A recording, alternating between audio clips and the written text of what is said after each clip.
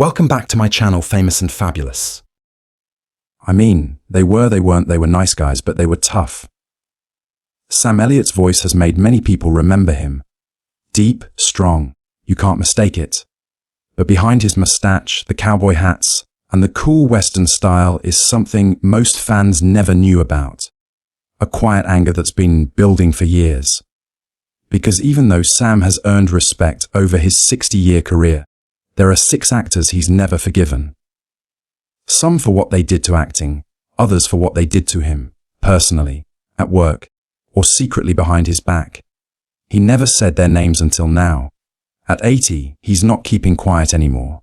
And when you hear who made his bad list, you'll never see them the same way again. Let's start with the actor who made Sam walk off the movie set and never come back. Kevin Costner, the cowboy he couldn't stand. Sam Elliott built his career on being real. Every part, every line earned. He wasn't just acting like cowboys. He was one raised on farms, grew up in the dust and hard work of the Old West. Sam brought something to the screen that felt lived in, worn down, and real. You could smell the leather in his voice. You could feel the years in his eyes. You believed him because he was the real thing. So when he saw Kevin Costner cast as a cowboy in Wyatt Earp and later as the tough dad in Yellowstone, Sam was not impressed. To him, Costner was Hollywood's fake version of a cowboy. Clean boots, perfect lines and perfect lighting. It wasn't the West. It was a movie set. He once told a friend he acts like a rancher, like it's playing dress up. Like he's pretending to be something he doesn't really understand. While fans loved Yellowstone, its exciting drama, its beautiful camera work, and Costner's rough voice and seriousness, Sam rolled his eyes. He didn't see a real picture of the West he knew. He saw a shiny fake story made for people who'd never dug a fence post or smelled cows at sunrise. To Sam, it was a pretty postcard version of real life, cleaned up and made romantic. People who work in movies say he was even offered a small part in the show, but said no right away, calling it a soap opera with a cowboy hat, and that no wasn't just about the script. It was his way of saying, a quiet, but clear way of saying no to the idea of Yellowstone itself. To Elliot, Westerns weren't just fun to watch. They were a way to live right. He cared about toughness, holding back, and the kind of quiet strength that spoke louder than words. Costner, he felt, brought shine, glamour. Big money appeal with little heart. Even when the two were in the same room, the tension was thick. One movie producer said they never yelled, but the coldness between them could freeze a desert, and that fight would only be the beginning. Benedict Cumberbatch, too British for the West. In 2021, Sam Elliott shocked fans and coworkers when he openly attacked the power of the dog. There was no nice talk, no carefully chosen words wrapped in fake compliments. His words were sharp, harsh, and totally blunt, and they hit like a lost bullet in a quiet bar, loud, sudden, and impossible to ignore. But it wasn't just about the film's speed or its artistic choices. It was personal. Sam focused on Benedict Cumberbatch, the British star of the movie, with razor-sharp hate, making fun of his accent, his way of standing, and what he famously called a prissy, acting job of a Western rancher. Sam gave the kind of criticism that doesn't get taken back in a polished press tour.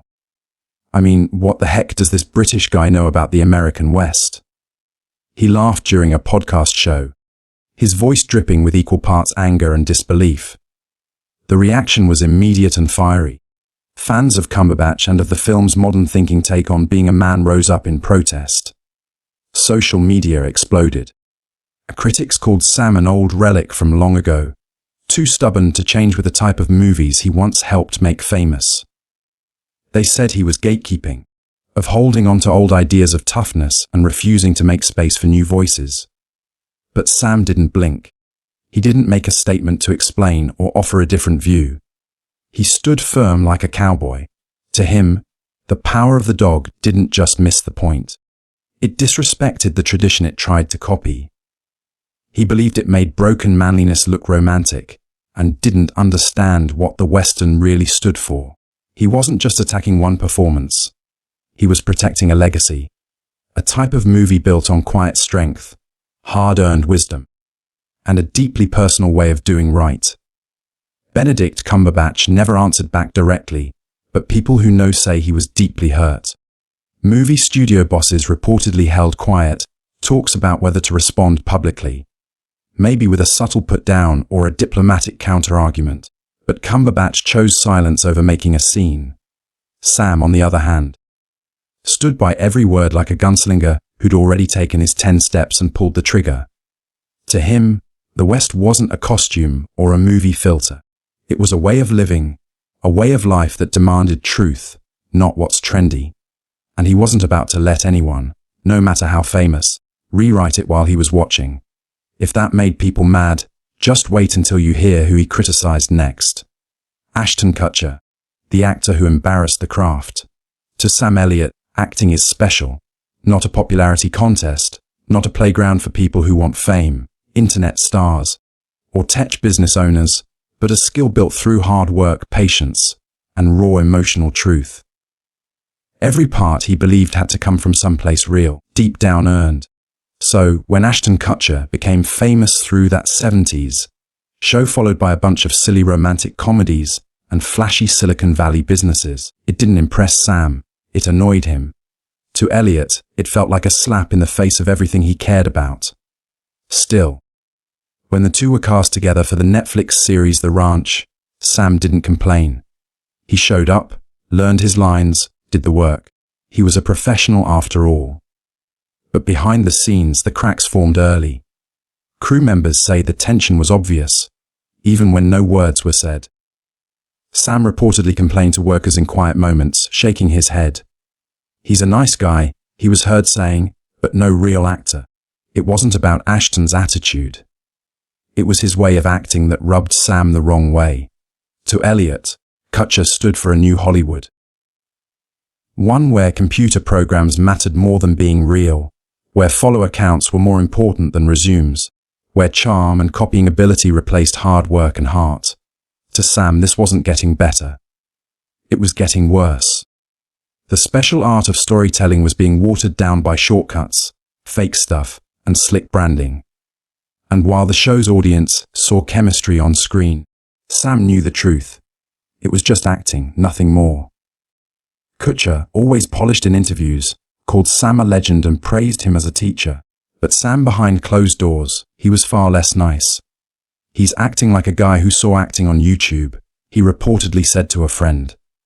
It wasn't being mean, it was having standards. Sam wasn't holding a grudge. He was protecting a dire way of doing things. One that demanded being present, stillness, truth. He saw a world where storytelling was becoming a show, where tradition was being sold for clicks, and he hated it. The ranch may have worked for fans, but behind the curtain, there was no brotherhood, no friendship, only putting up with each other. And next came the name that truly shook Sam's world, Nicolas Cage. Too loud, too weird. Sam Elliott loves subtlety. To him, the most powerful performances don't shout, they simmer. A raised eyebrow, a meaningful silence, a single word held just long enough to cut deep. He believed the soul of acting lived not in volume, but in holding back. The quiet, he down-to-earth kind of performance that doesn't beg for attention. It earns it.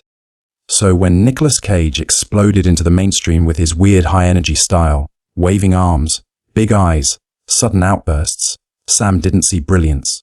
He saw chaos. To him, Cage wasn't becoming a character. He was putting on a show. A one-man show that took over every scene and sucked the oxygen out of the room.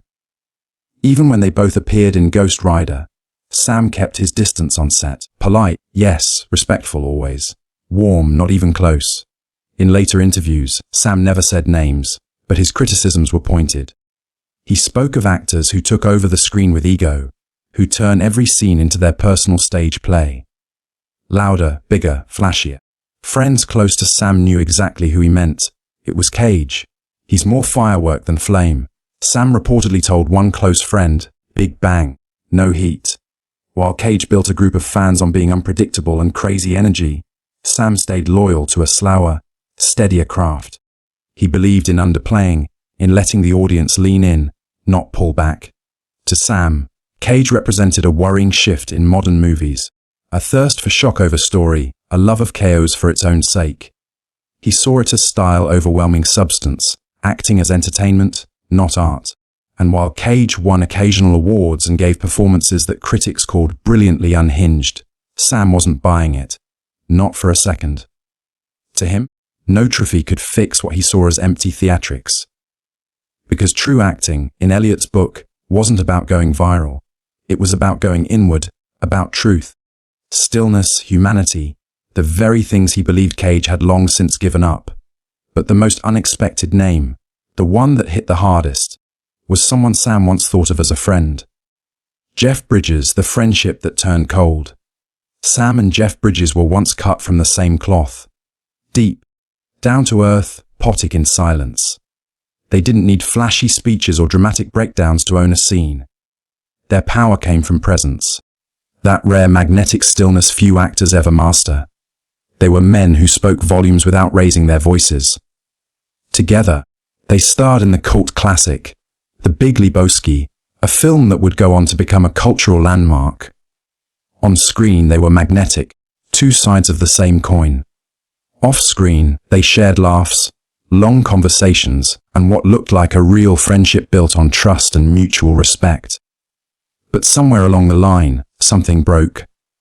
Not in a dramatic explosion, but in a slow, quiet falling apart that neither of them talked about out loud. After Bridges won his Oscar for Crazy Heart, Sam reportedly noticed a change. The man who once showed humility and low-key charm began showing up in high-end fashion magazines, going to red carpets with political slogans on his chest, and appearing in sleek, carefully planned press events. He became harder to reach, said a source close to Elliot, less grounded, more fake. To Sam, it felt like the honesty that once defined Jeff had been replaced by Hollywood polish. The simplicity they once promised to keep, their shared belief in letting the work do the talking, seemed to disappear under the weight of celebrity. In a rare interview, when asked about past coworkers, Sam offered a mysterious but unmistakable remark. Some folks change, others just show who they always were. Many believed it was a direct shot at Bridges. And though Jeff never responded, true to his calm, diplomatic nature, the silence that followed was deafening. They stopped going to the same festivals, stopped supporting each other's projects, stopped being brothers of the screen. For Sam, the pain wasn't rooted in ego or rivalry. It wasn't about awards or politics. It was about something far more personal. It was the wearing away of a bond he once thought unbreakable. A bond built not on fame but on values. And when that crumbled, it left behind a quiet ache Sam rarely spoke about. People who know say he felt abandoned. Not through betrayal, but through drifting apart over time. The slow realization that the man he once stood beside now stood somewhere else entirely. And that H, the H of lost brotherhood, was nothing compared to what came next. Because the final name was the one Sam never expected to face. Jared Leto, the method gone mad. Sam Elliott's biggest pet peeve. Being fake serious, not confidence, not commitment. But the kind of over the top look at me acting, like you're serious that turns art into performance art for the actor's ego, not the audience's benefit. So, when Jared Leto became known for his extreme method acting, sending rats to castmates, refusing to stop being his character for weeks, turning film sets into psychological obstacle courses, Sam didn't see brilliance. He saw a trick. He wasn't impressed by the headlines or the Oscar. He was annoyed by the show. Sam once called it theatrics pretending to be talent, and he didn't mean it lightly. Privately, he was even more blunt. If he needs that much effort to act, he reportedly said to a friend, maybe he's in the wrong job. To Elliot, great acting didn't need press tours or behind-the-scenes horror stories. It required disappearing into the role quietly, efficiently, with dignity. It wasn't about turning the process into a carnival. It was about making the character real. Though Sam and Leto never shared a set. People who know claimed that Sam was once attached to a film during its early development. He liked the story. He liked the director. Then he heard Jared Leto had been cast. He walked. No press release, no phone call, just a quiet but firm exit. That's how deep the line was drawn. To Sam, acting isn't meant to be a circus. It's supposed to be honest, still human. The kind of work that moves people, not shocks them. And that final name, it proved just how far the art form had moved away from its roots. At 80, Sam Elliott isn't chasing roles. He's chasing truth. And part of that truth, some actors, no matter how famous, just don't deserve the high place. For Sam, acting is about honesty, tradition, and holding back. And if that means standing alone, he's fine with that. Because in a town full of noise, Sam Elliott remains the last real cowboy. But now, we want to hear from you. Which of these fights surprised you the most? And do you think Sam was being harsh or just honest? Drop your thoughts in the comments and don't forget to like and subscribe, because more Hollywood secrets are coming soon.